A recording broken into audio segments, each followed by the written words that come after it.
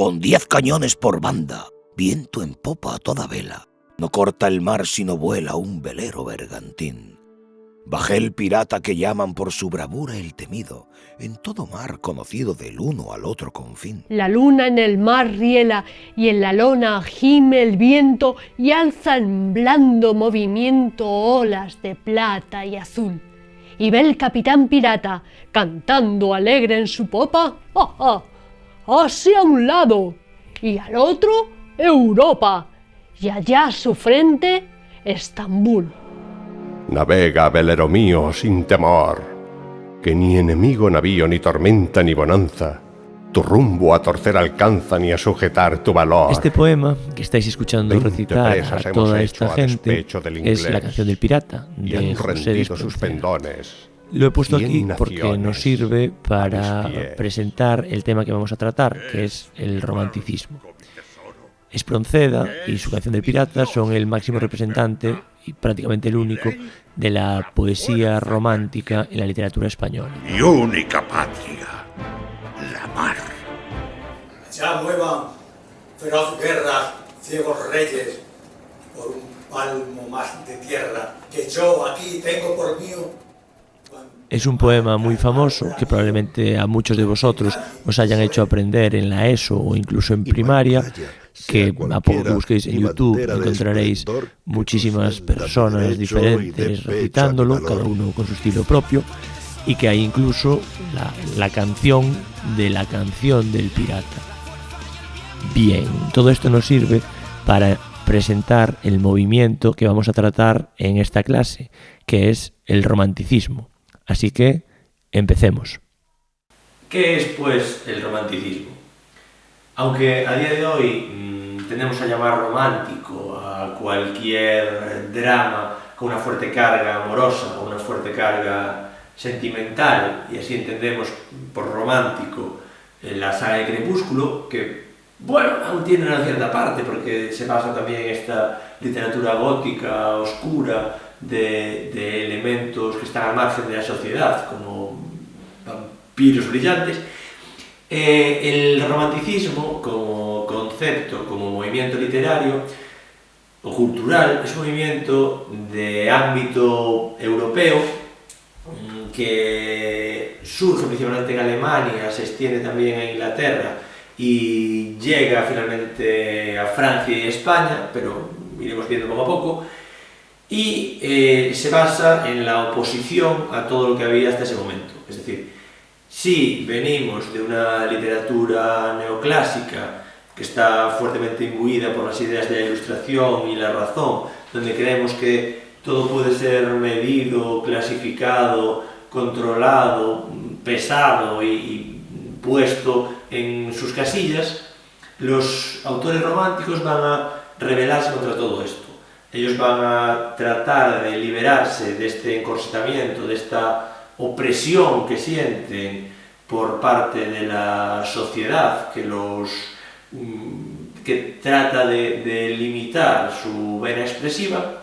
y van a intentar ir más allá. Lo van a hacer sobre todo a través de la exaltación de la libertad, a través de la exaltación de las emociones, de las pasiones y de sus sentimientos. Lo que van a intentar es dar salida literaria a las emociones humanas. Emociones que, por supuesto, van a ser grandes pasiones. Es decir, no es, sí, pues parece como que me gusta esto. No, es, Dios, estoy súper enamorado, lo siento, lo vivo, lo necesito. Para ellos, lo importante es ser capaces de canalizar y de expresar a través de la literatura todas estas pasiones que están sintiendo, porque ellos se ponen a sí mismos, es decir, ponen la idea del yo, la autoafirmación, entienden que la importancia del autor, de la persona que está hablando, de la persona que es la que está expresándose, es lo que es realmente vital. Entonces,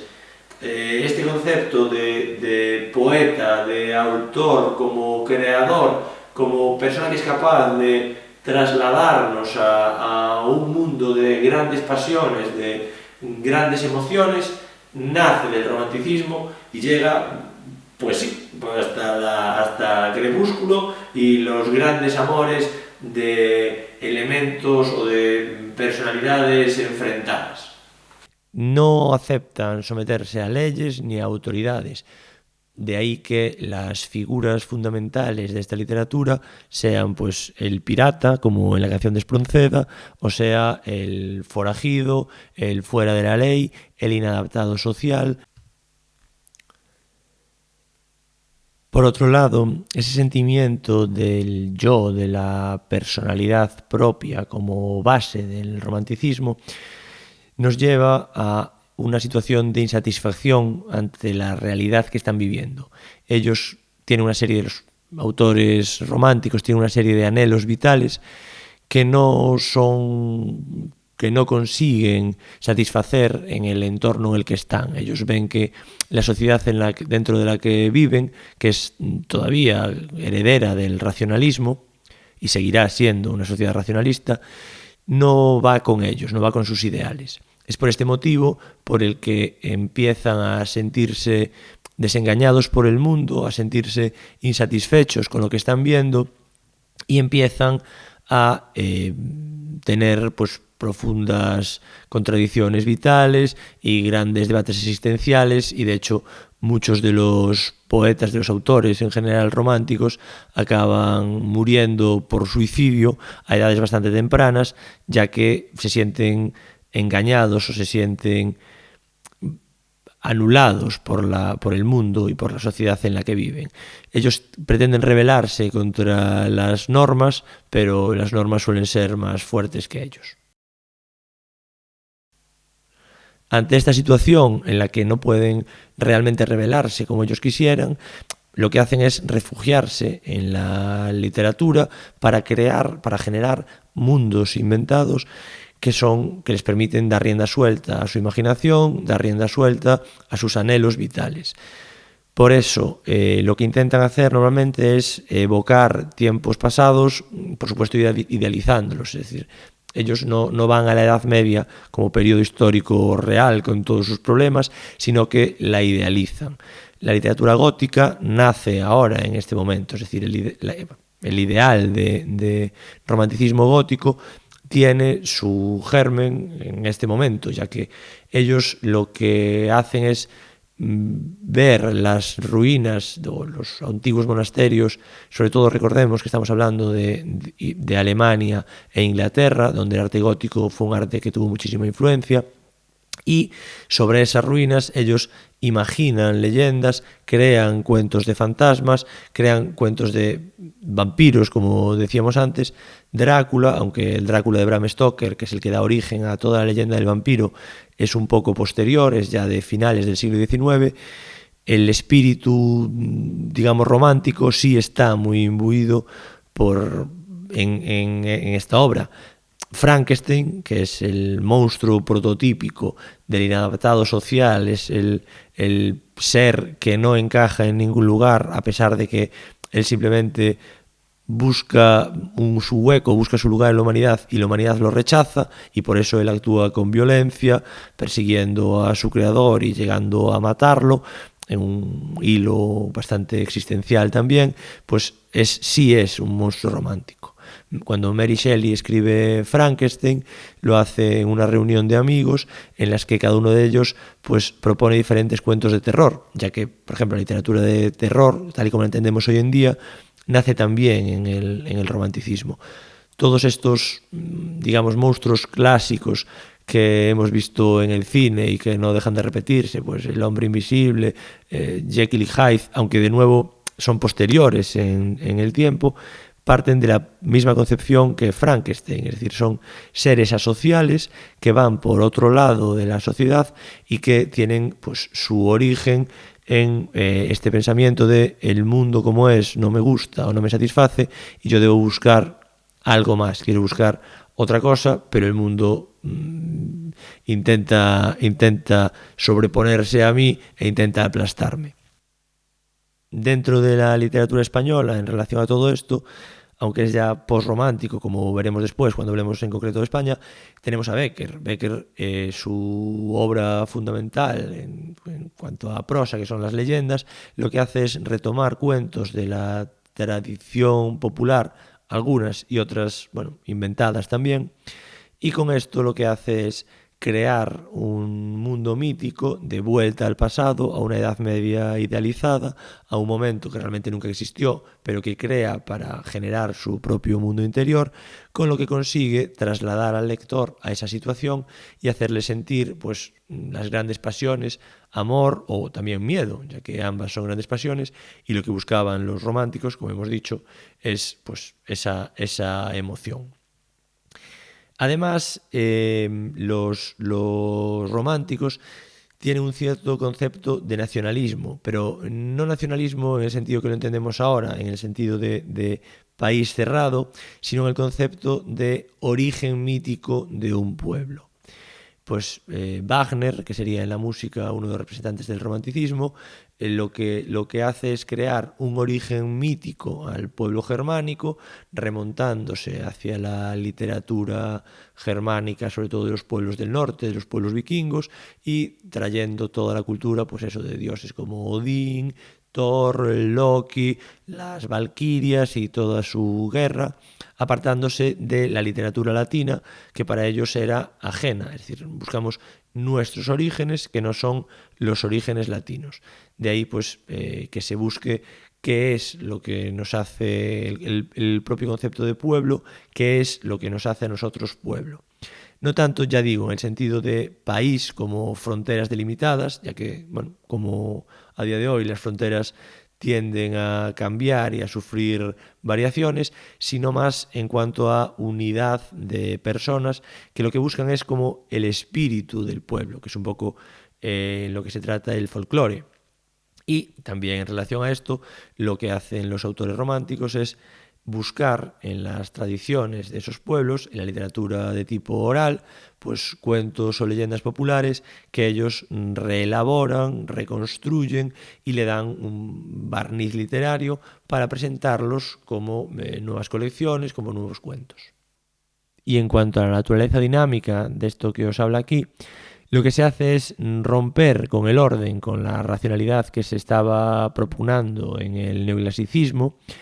y se busca la naturaleza exuberante, pero la naturaleza salvaje. Si en el periodo barroco lo que se buscaban era los jardines y la naturaleza transformada, en el periodo anterior, en el Renacimiento, lo que se buscaba era una naturaleza virgen, por donde el ser humano pudiese encontrar acomodo y disfrutar del lugar, aquí lo que se busca es una naturaleza salvaje, una naturaleza agreste, indomada e indomable, ¿vale? Estamos en un periodo en el que se exalta todo lo salvaje y se busca aquello que es llamativo, espectacular, pero que también para el ser humano pues puede ser problemático incluso. En esta situación, solo aquellos seres con una fuerza de voluntad superior, con unas capacidades por encima de la media, es decir, tal y como se veían ellos a sí mismos, los poetas románticos, pues van a ser capaces de sobrevivir y de demostrar su valía frente al resto de la sociedad, que no será capaz pues de triunfar sobre esta naturaleza dinámica, exuberante o salvaje. Si dentro de los temas y del planteamiento, digamos, filosófico o vital ante los temas que se van a tratar hay una renovación muy importante en el romanticismo, dentro de la forma se rompen también los moldes y por lo tanto se busca una libertad creativa, que es la filosofía de todo el movimiento. Entonces, lo que se hace es, si hasta este momento teníamos el soneto como composición reina, que lo habíamos heredado desde el Renacimiento, precisamente por ser una composición métrico-estrófica muy cerrada, muy concreta, que obligaba al poeta a ceñirse a ella y a demostrar su capacidad a través de este encorsetamiento, lo que se hace ahora es todo lo contrario, es dar rienda suelta a la capacidad creativa del autor, con lo cual se puede utilizar cualquier tipo de métrica, cualquier tipo de versificación, pero se tiende al verso largo y sobre todo a la rima consonante y a rima muy sonora. Se busca que los versos tengan mucha fuerza, mucha potencia para que impacten al lector, porque seguimos dentro de la idea de desatar pasiones, de generar pues ese sentimiento en el lector. Se utilizan además se incluyen neologismos y palabras extranjeras, porque lo que importa es casi un preludio de lo que va a ser después el modernismo. Es decir, se busca las palabras no solo por su significado, sino también por su sonoridad. Es muy importante que la letanía, el canto, la cadencia, la melodía del propio poema dé gusto al oído, es decir, que la persona que la escuche se sienta evocaciones a partir de lo que está leyendo o lo que está oyendo, en caso de que alguien esté recitando. Es decir, se busca un léxico que llame a la emoción, sea una emoción positiva como el amor, o sea una emoción negativa pues como la desesperación, el dolor, el sufrimiento. Es decir, en todos los ámbitos se busca llevar al extremo todas estas pasiones, y para ello se buscan pues, los términos que puedan mover al receptor, que puedan empujar a la persona que lo lee o que lo escucha a ese estado de ánimo que pretende provocar el autor, sobre todo, ya digo, el poeta. Después, bueno, también en relación a esto, pues lo que se hace es un uso constante y exagerado de las exclamaciones, de los puntos suspensivos, y se busca una recarga retórica. No tenemos los elementos que teníamos en el barroco, donde lo que se buscaba era la dificultad creativa y el uso ambivalente de determinados términos, sino que lo que se hace aquí en el romanticismo es buscar aquellos términos muy sonoros, con mucha fuerza, que impregnan todo el poema y que hacen que conmueven al lector, que conmueven al oyente, que al leerlos o escucharlos debe sentir la misma sensación o la misma emoción que está sintiendo el autor al componerlos. Entonces, de esta manera, pues se busca siempre esa pasión y esa fuerza para llenar toda la obra. Habíamos dicho que el romanticismo es un movimiento europeo, pero es un movimiento que aparece en Alemania. Y aparece en Alemania a finales del siglo XVIII, es decir, dentro todavía de la corriente neoclásica, con un movimiento, un grupo de personas que se agrupaban en lo que después se llamó el movimiento Sturm Drang, que es Tempestad y Pasión, que es una obra teatral que da un poco inicio a este movimiento, donde una serie de autores se reúnen bajo este concepto que estábamos comentando, que es la idea de que no debemos estar encasillados por las reglas clásicas a las que ha vuelto dentro del teatro el neoclasicismo, sino que la libertad creadora del propio autor debe ser lo que impere. Las emociones y la capacidad que tenga ese propio autor para dar salida a estas pasiones es lo que debe imperar, lo que debe estar por encima de todo lo demás. La figura fundamental que se incluye en este movimiento, pero que es el precursor, pero también el principal cultivador del romanticismo alemán y prácticamente la figura que da origen a todo el movimiento, es Johann Goethe,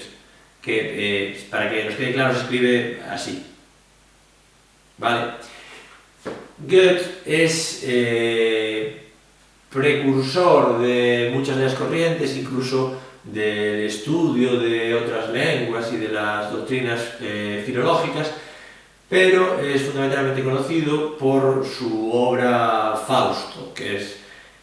una de las obras fundamentales de la literatura universal y que para estos días de aburrimiento que no tenemos nada que hacer, pues os podéis leer el Fausto. Está en 2 partes, es una comedia dialogada, comedia en el sentido de que se pretende ser teatro para ser leído, no que sea de risa, porque para nada. Fausto es un hombre que vende su alma al demonio Mefistófeles, pero cree que va a ser capaz de engañarlo, que va a ser más listo que el propio demonio, y bueno, se equivoca. Junto a Goethe, los otros grandes cultivadores de la literatura romántica alemana son los hermanos Grimm, que van más por la vena de lo que hablábamos antes, del nacionalismo entendido en el sentido de folclorismo, de esa recopilación de la literatura de tradición oral, de literatura popular, que después ellos van a reelaborar para darle esa visión literaria, y que son los que recopilan una serie de cuentos, entre ellos pues los clásicos de las princesas Disney: Blancanieves, Rapunzel, La Cenicienta, La Bella Durmiente. Parten de cuentos de la tradición popular alemana que recopilan los hermanos Grimm y que, bueno, son en realidad son cuentos que están en la tradición paneuropea, ya que vienen de una larga historia, pero que recopilan, digamos, las versiones alemanas, que son las que dan origen después a todos estos personajes, aunque Disney las adorna un poco para hacernoslas más fácilmente asumibles en nuestra época. Entonces, en el romanticismo alemán, para que nos quedemos con ellos, Goethe y los hermanos Grimm.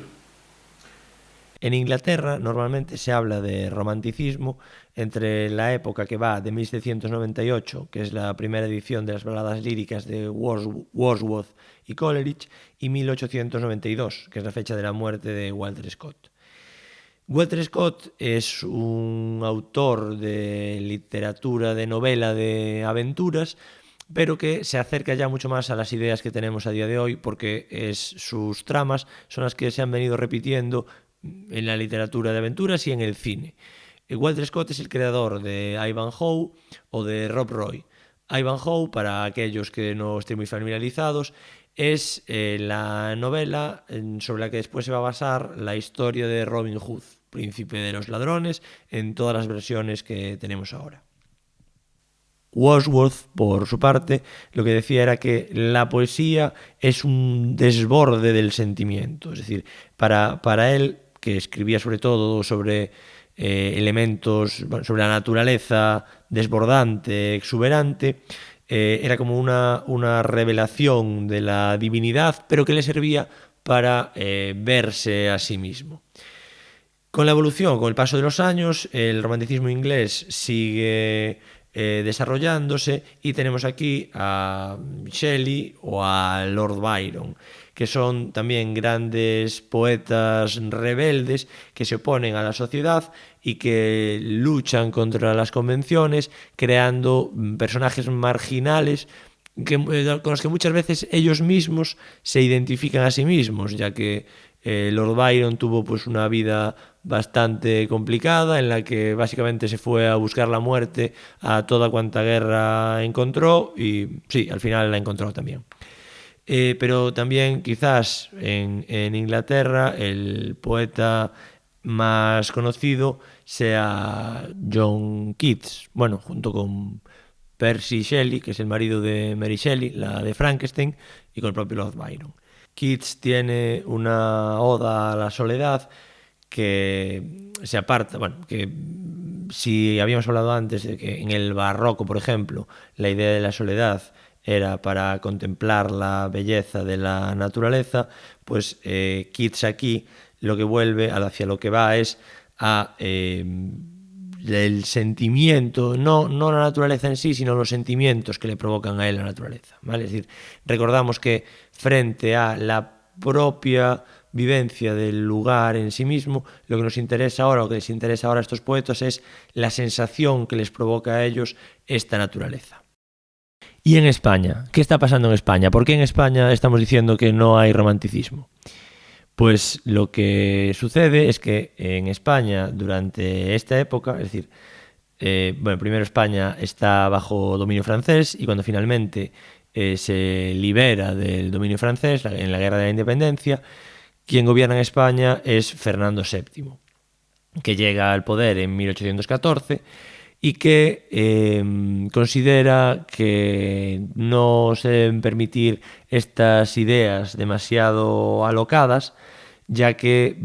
puede dar lugar a la entrada de nuevo de ideas francesas en España contra las que él va a luchar frontalmente. Fernando VII reinstaura una especie de absolutismo ilustrado y recoge aquellas ideas que venían todavía de la Ilustración, del racionalismo, y las coloca por delante de todo. Es decir, hace que España salga de la corriente europea, que no llegará a nosotros hasta su muerte, en 1833, cuando muchas figuras políticas y poéticas, muchas figuras literarias de la cultura en general que habían tenido que exiliarse, regresan a España. Y es en este momento cuando empieza a cultivarse el romanticismo. Pero el movimiento estaba ya en Europa, en el resto de Europa, terminando. Con lo cual tiene una corta o un inferior cultivo en España frente a lo que hemos visto en Alemania, en Inglaterra, o a lo que no hemos visto, pero también hubo en Francia o en Italia, por ejemplo. No obstante todo esto, ya en a finales del siglo XVIII había autores, como sobre todo Meléndez Valdés, que empezaban a apuntar ciertas maneras románticas o que empezaban a separarse un poco ya del neoclasicismo, pero con toda la invasión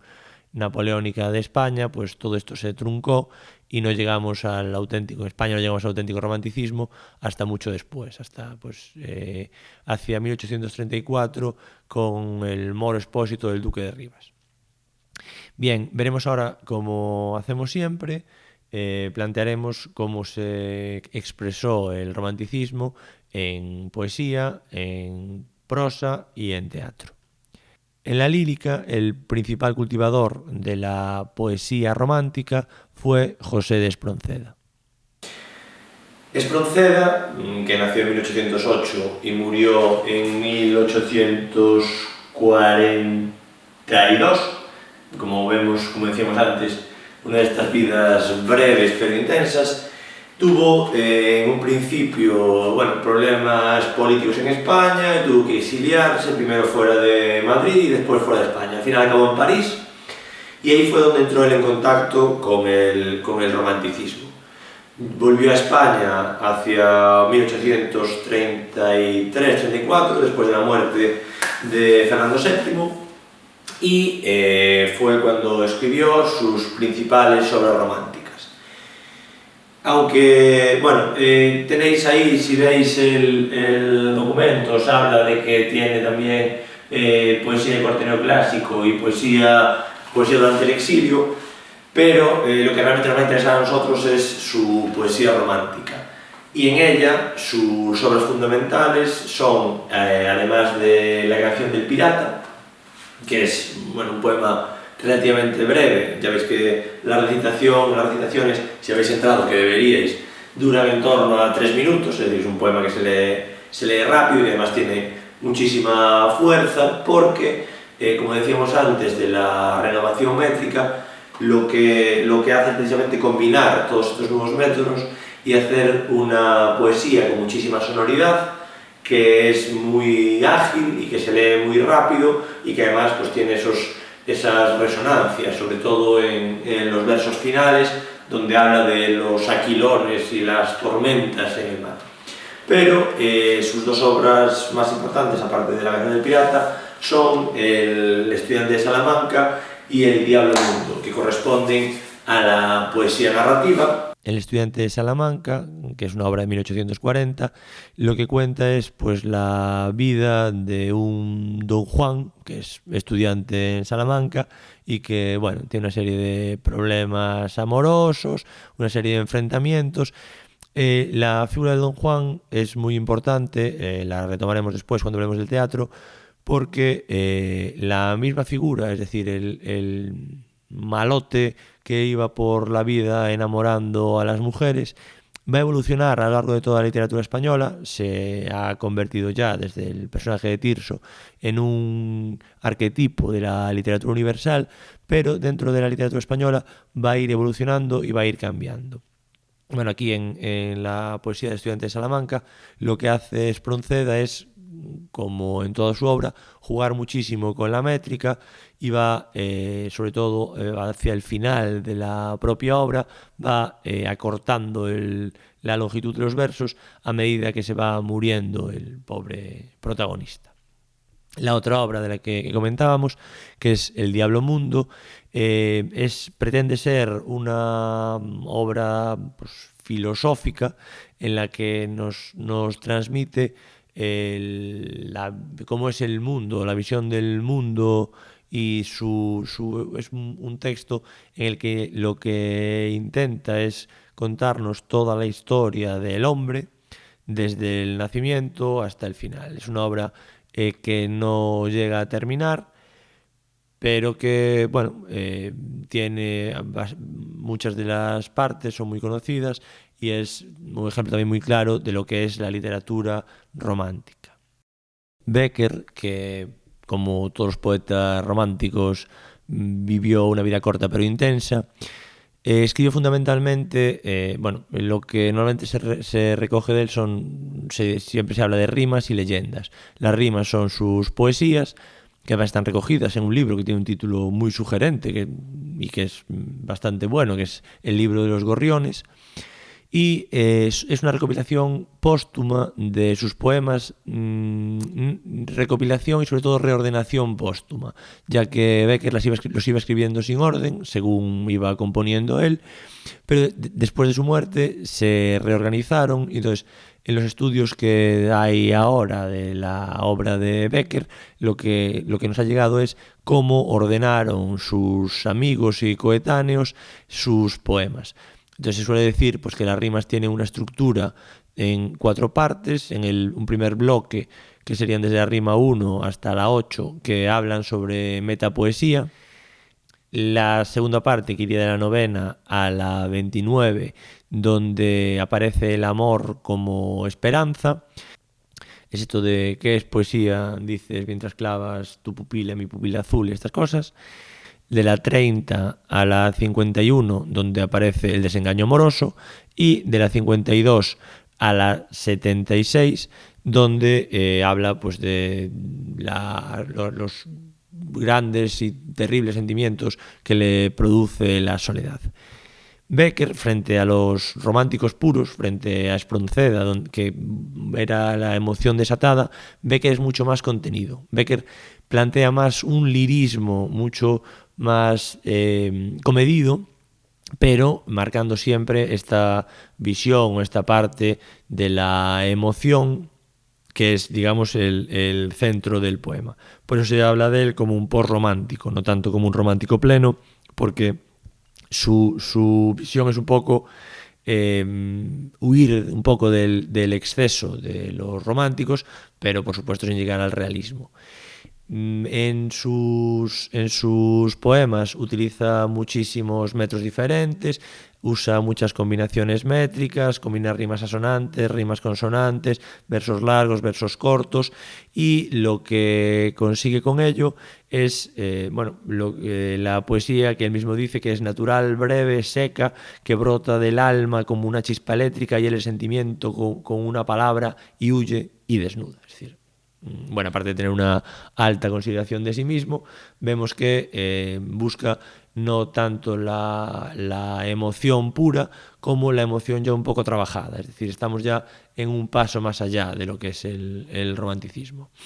Y la otra parte de su obra es en prosa y son las leyendas. Estas leyendas lo que hace es recoger muchos cuentos o elementos de la tradición popular, de cuentos pues castellanos en general, que él reelabora y los pasa por este tamiz romántico en el que lo que va a importar más va a ser pues la emoción, el sentimiento, y crea pues una especie de literatura fantástica, no en el sentido de ciencia ficción, sino de la aparición de seres sobrenaturales. El Monte de las Ánimas, que es probablemente el más conocido de sus leyendas, es una novela de terror que sería perfectamente adaptable y entendible a día de hoy como un film de terror. Y la otra figura fundamental del posromanticismo de la que habíamos hablado es Rosalía de Castro. Aunque Rosalía escribió fundamentalmente en gallego, tiene también un libro en español. Su obra está más dentro, no tanto de la expresión brutal del sentimiento, sino más bien dentro del intimismo, es decir, del mostrar cuáles son mis sentimientos, presentar y explicar qué es lo que me está pasando, cómo me estoy sintiendo ante estas realidades y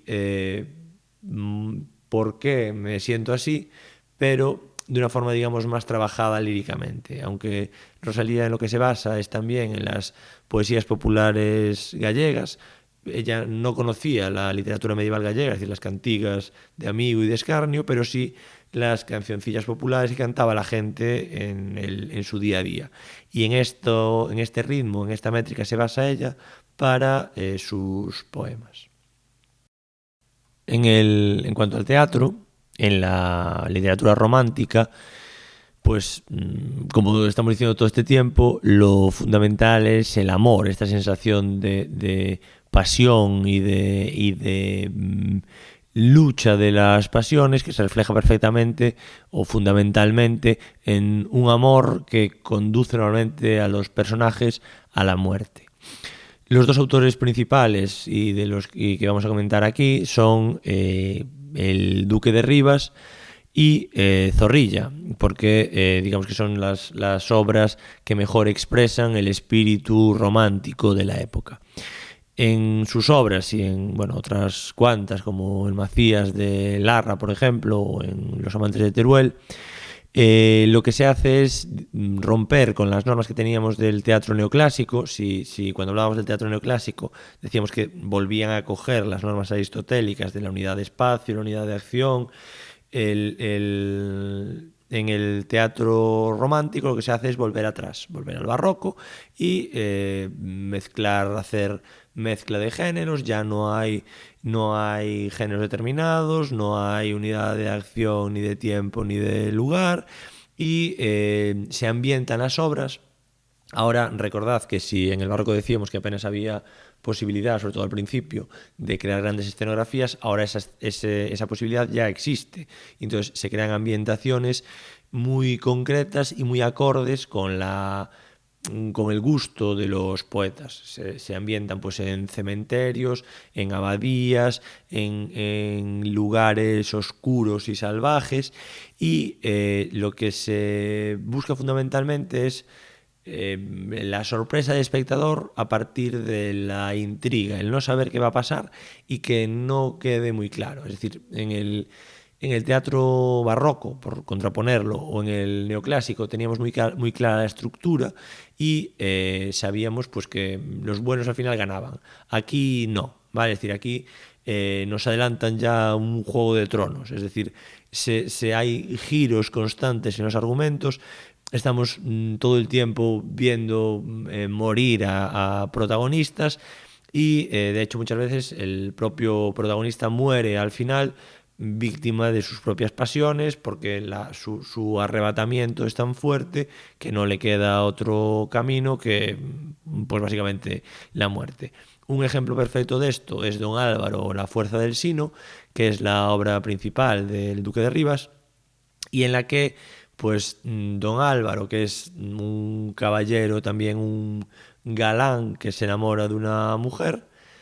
y como su padre se opone a su matrimonio, pues Don Álvaro lo mata. Lo mata, bueno, en un accidente cuando él intenta impedir que se escapen. Después don Álvaro va matando a todos los hermanos, a toda la familia de la pobre Leonor, hasta que al final a Leonor la mata a su hermano y don Álvaro se suicida, porque se ve que ya ha matado a todos, no tiene nadie más a quien matar. Pero este suicidio se presenta como un acto de rebeldía y un acto de libertad, es decir, él no está conforme en el mundo porque todas las convenciones sociales le están obligando a hacer cosas que él no quiere, es decir, la fuerza del sino o la fuerza del destino lo que marca es que, a pesar de que él ha tratado de luchar contra este destino aciago, al final el destino lo alcanza y, bueno, lo sobrepasa. Por eso su única salida es la muerte por sí mismo. Es decir, además se lanza al vacío desde un precipicio, mientras todos sus hermanos frailes del convento lo ven morir. Es decir, es una muerte trágica, dramática, además contada pues con toda la emoción y con todo el horror propios de esta época. Y la otra figura o el otro autor, que es, digamos, el más conocido de la época, sería Zorrilla. Zorrilla es el autor de Don Juan Tenorio, que es pues la obra fundamental para entender el romanticismo y para ver cuál era su posición respecto al amor. Parte del Burlador de Sevilla de Tirso de Molina y lo que hace es darle una vuelta de tuerca más.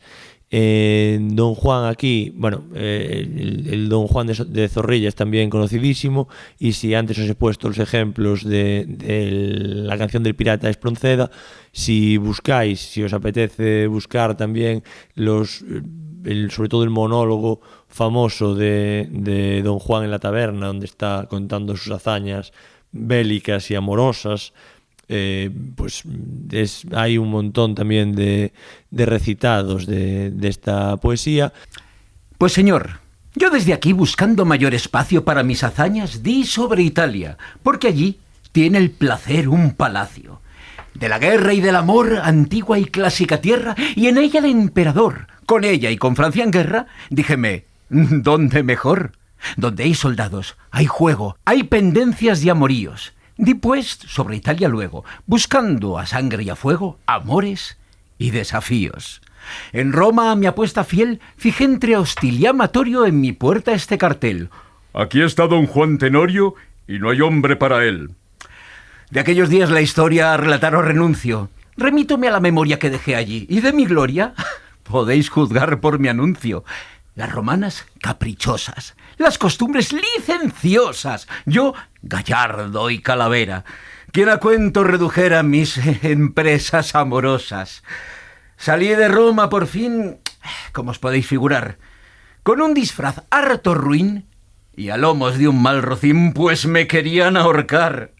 Fui al ejército de España, mas ellos, paisanos míos, soldados y en tierra extraña, dejé pronto su compañía tras 5 o 6 desafíos. Nápoles, rico vergel de amor, de placer emporio, vio mi segundo cartel. Aquí está don Juan Tenorio para quien quiera algo de él. Desde la princesa altiva a la que pesca en ruin barca, no hay hembra que no suscriba, y cualquier empresa abarca, si en oro o en valor estriba. Búsquenle los reñidores, cérquenle los jugadores. Quien le quiera, que le ataje. A ver si hay quien le aventaje en juego, en lid o en amores. Eso escribí, y en medio año que mi presencia gozó Nápoles,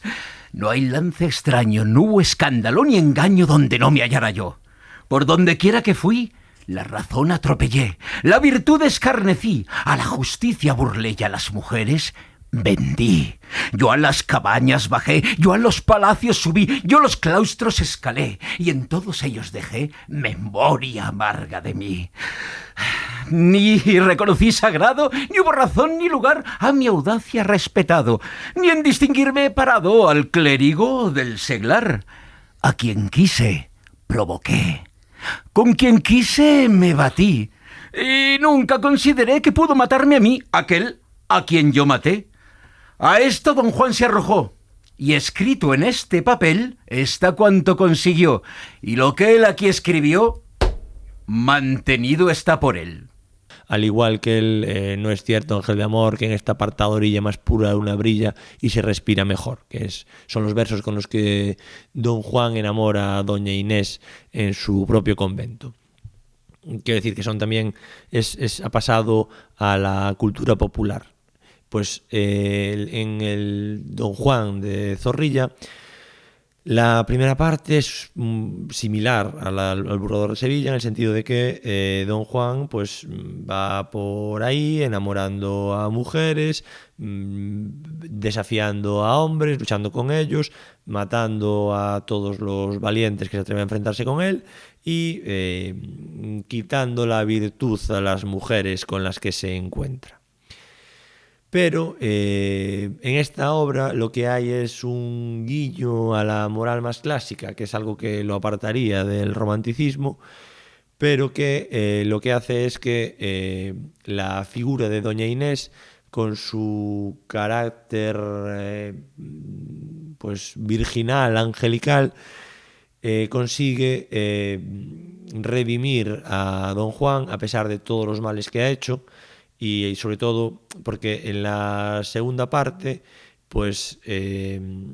don Juan está en un cementerio, es el convidado la parte del convidado de piedra, donde don Juan está en un cementerio, donde se encuentra con un difunto que lo invita a comer y él, que para chulo yo, pues va al banquete fantasmal. Pero a partir de este banquete, cuando parece que su alma se va a condenar y que se va a ir al infierno, aparece doña Inés y se lo lleva al cielo, con lo cual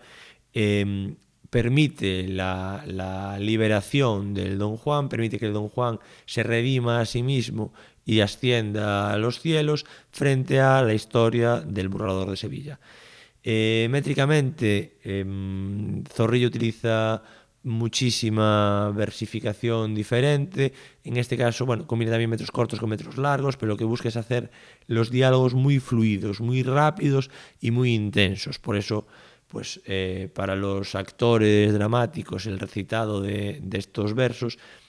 es siempre un reto, porque deben ser capaces de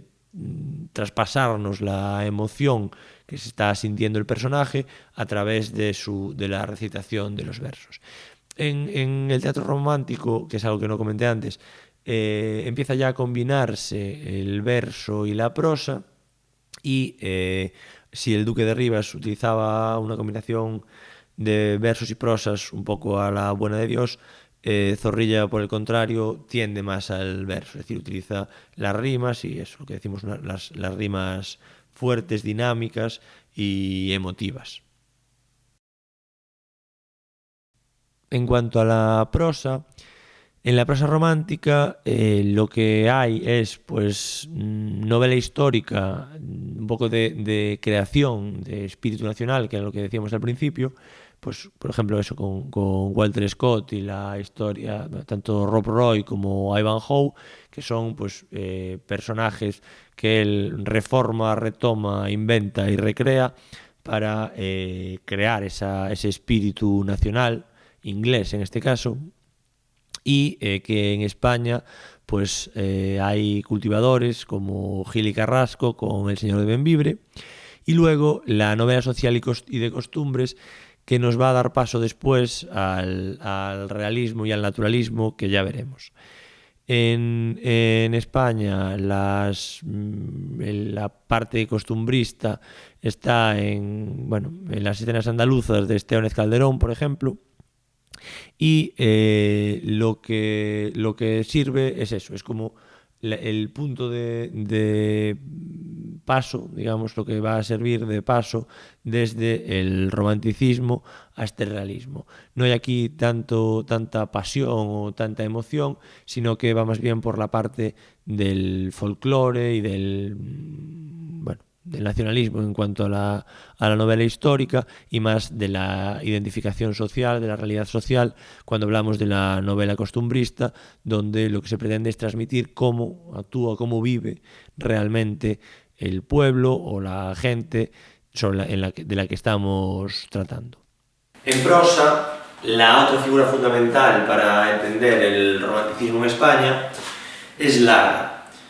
Larra cultiva sobre todo los géneros periodísticos, es decir, es más lo que consideraríamos un periodista, un escritor de publicaciones periódicas, que un narrador, que un creador de novelas, como lo plantearíamos hoy. Pero dentro de este género, que serían pues como relatos breves y de tinte periodístico, lo que hace es un poco de crítica social y trata elementos de la sociedad de su época en los que nos va presentando diferentes usos y costumbres. Larra, igual que Espronceda, igual que Becker, tiene una vida breve, intensa y bueno, Larra acaba también suicidándose, desengañado ante la vida y los problemas que se encuentra con el mundo. Larra funda una revista que se llama El Pobrecito Hablador, donde lo que va publicando son pues artículos, sobre todo, formalmente son artículos costumbristas, donde lo que refleja son situaciones del día a día, pero que lo que sirven es para hacer una crítica social, es decir, desde el disfraz, digamos, de un periodista que narra lo que pasa y lo que ve, lo que nos está haciendo es darnos cuenta de cuáles son los males o cuáles son los problemas de la sociedad española de la época. Pues el ejemplo serían pues los que tenéis aquí, El casarse pronto y mal o Vuelve usted mañana, donde a lo que se refiere es a la costumbre que todavía llega hasta el día de hoy, en la que muchas veces ante un funcionario estatal a la hora de pedirte determinados papeles siempre tratan de escurrir el bulto y no dar excusas para no tener que hacer el trabajo. El Vuelve usted mañana a lo que se refiere es al, bueno, ¿y tiene usted el papel, el impreso A25? No, bueno, pues entonces vuelve usted mañana y ya mañana me lo trae. Larra crea un alter ego, es decir, se crea un seudónimo literario que sería Fígaro, que bueno, todo el mundo sabía quién era, pero lo hace un poco para ocultar su nombre y para esconderse detrás de una máscara que le sirve pues para poder ser mucho más satírico. Los artículos, además de estos artículos costumbristas, hace también crítica literaria y cultural, donde pues comenta obras teatrales que se representan en los teatros de Madrid, sobre todo, que es donde vivía él, o obras literarias publicadas, y él les hace una reseña literaria, con lo cual Larra es no solo literato, es decir, no solo un escritor, sino también un crítico literario, lo cual le permite una visión más amplia de la realidad, aunque bueno, como ya dijimos antes, no vive mucho tiempo como para eso. Entra también en temas políticos, aunque no llega a meterse mucho, sino que lo que da es pues una visión de lo corrupta que está la política y lo mal que funciona la sociedad. Nada nuevo para nosotros.